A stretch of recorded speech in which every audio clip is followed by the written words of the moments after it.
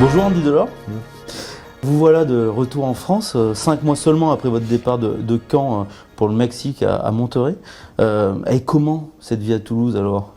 Ah, mais elle a bien démarré en tout cas. C'est une belle ville où je me suis senti bien d'entrée. Il y a vraiment un bon groupe et ouais, c'est une super ville avec des personnes qui sont très familles. Et j'aime ça, j'adore. C'était important de revenir en France, vous en aviez besoin?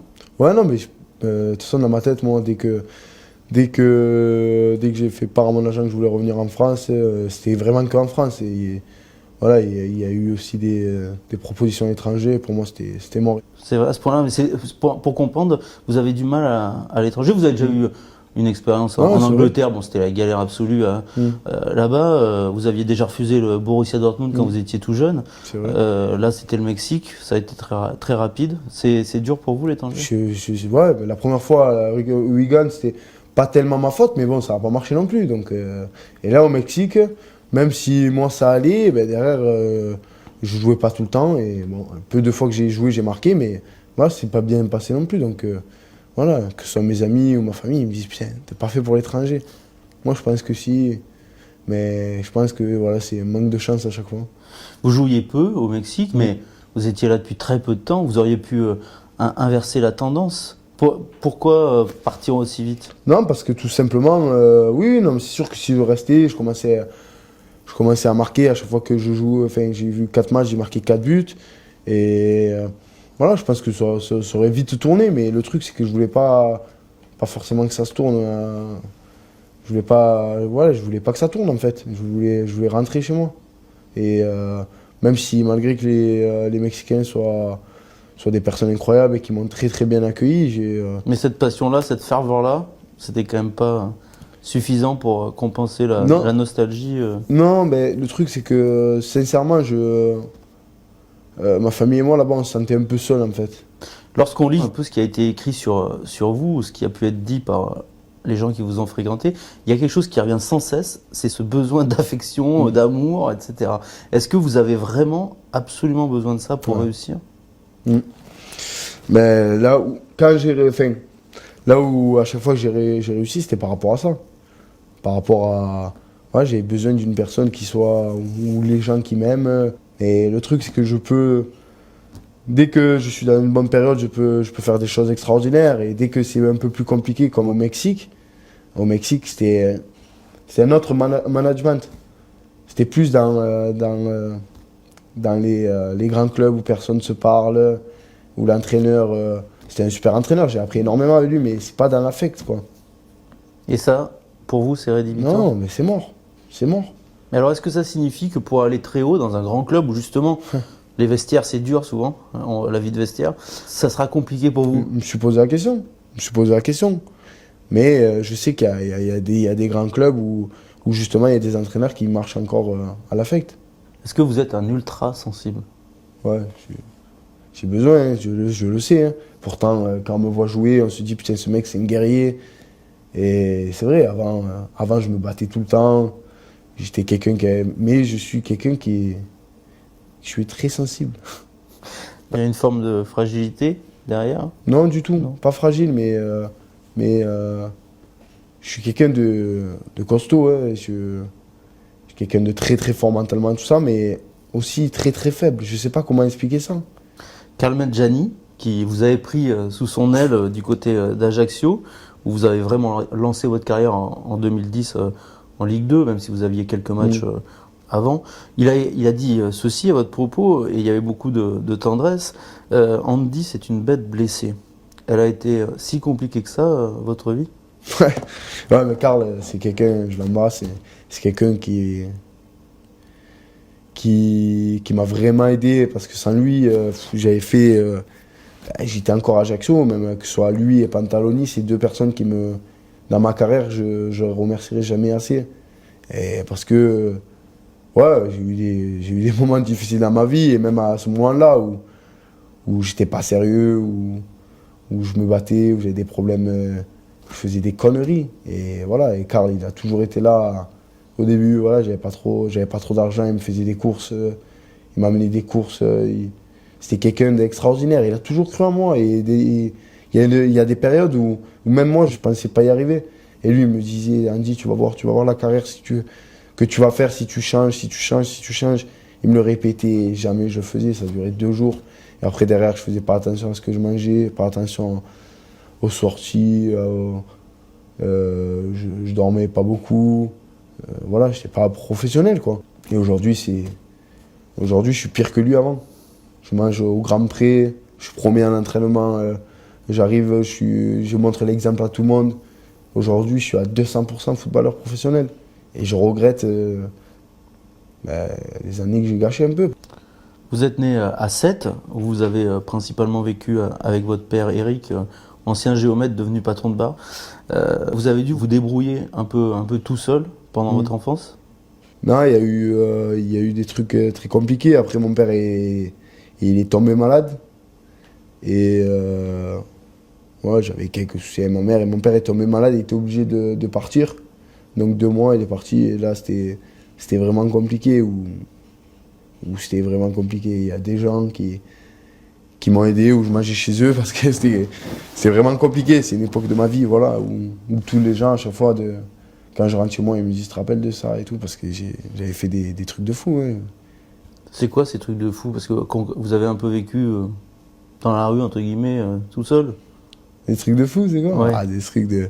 Non, que ce soit des grosses bagarres, ou des conneries, je peux pas le dire, parce qu'il y a des trucs où... Il y a prescription, hein. Hein? Il y a prescription au niveau de la loi au bout d'un moment. Ouais, non, mais c'est pour ça que je peux pas dire, parce que j'ai eu la chance c'est pour ça que je t'ai dit, j'ai beaucoup eu de chance, mais voilà, ça y est, c'est passé. Dans le Midi Libre, en janvier 2016, votre père disait à votre propos, Andy était un garçon difficile, mais pas méchant.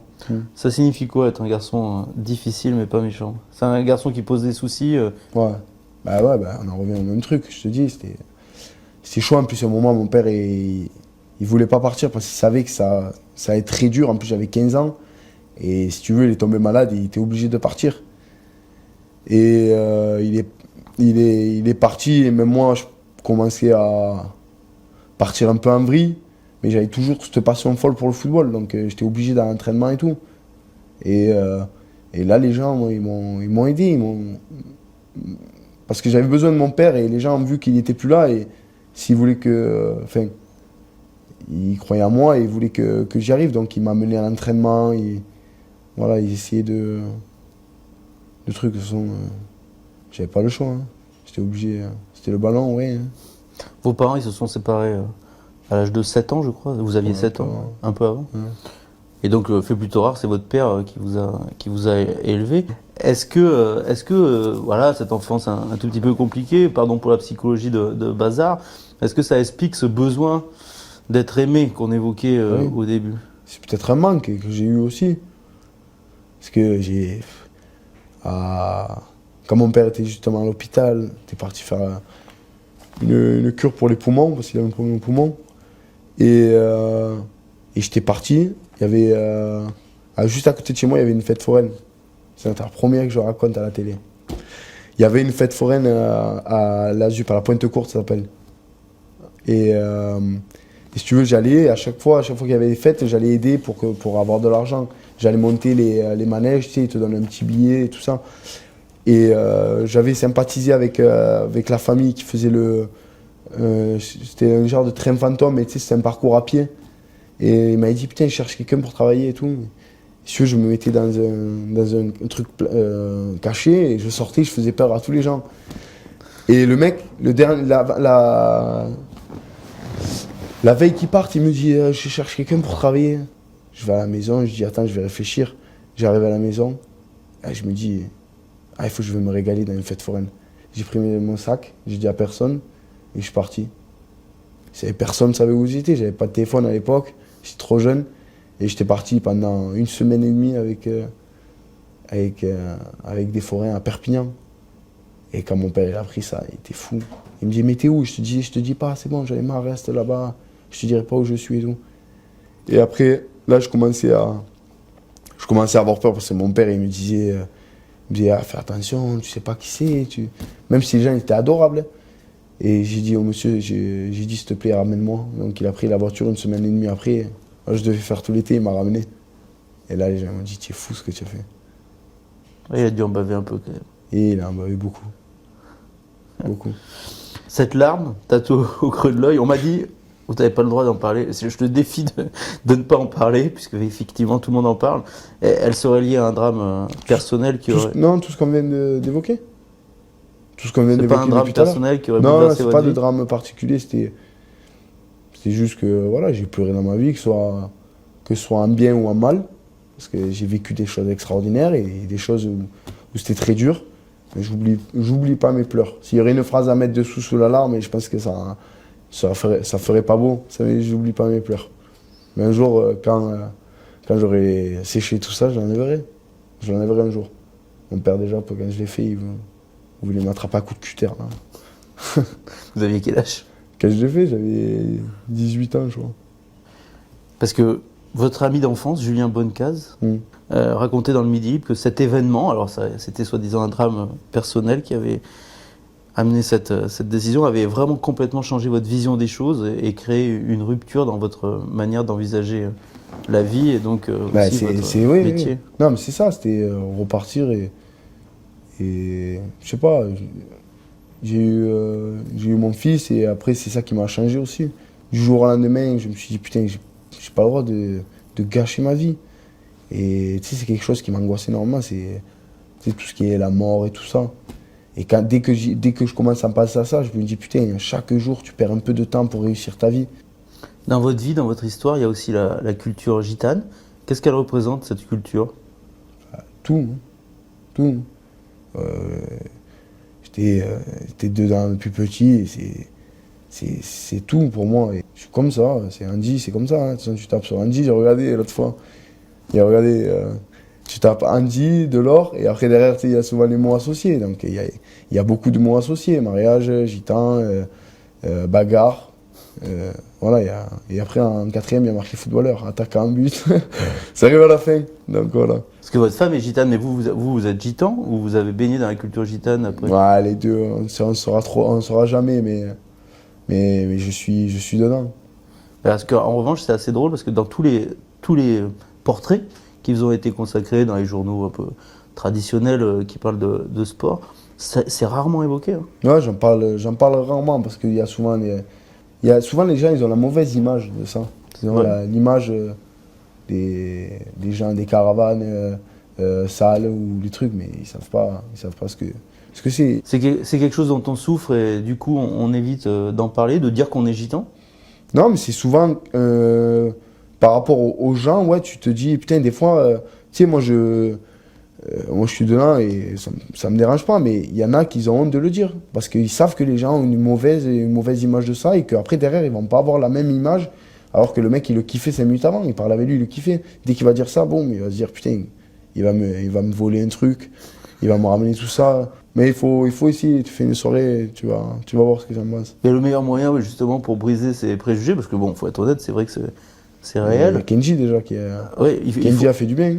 Oui, c'est vrai. Et le chanteur, le mieux c'est d'en parler et de dire bah voilà, vous avez vu. De découvrir. Tout va bien, à chaque fois tu sais, que tu vois un reportage, il y a 3 jours j'ai vu un reportage, à chaque fois c'est pareil. Ils te montrent que les côtés où ils cassent des trucs, où ils branchent sur l'électricité. Ils ne voyaient pas les côtés où tu fais des fêtes, invites tout le monde. Pour finir sur le sport, vous rêvez de quoi désormais? De marquer des buts? Ok, ça on a bien compris que c'était important pour vous, mais d'en marquer suffisamment pour aller un jour très très haut, peut-être jusqu'en équipe de France? Je sais que ça va être très compliqué, mais je le dis, oui, je rêverais de jouer en équipe de France. Même si je sais qu'il y a des attaquants de classe mondiale, c'est des phénomènes. Mais après, c'est le but ultime aussi. Qu'est-ce que tu peux rêver de mieux que ça? C'est possible? Vous y croyez? Bah, c'est possible. Même dans le foot, vraiment, tout est possible. Ça, on le connaît, il y en a des belles histoires. Il y en a, hein. Voilà. Bon, merci beaucoup. Avec plaisir.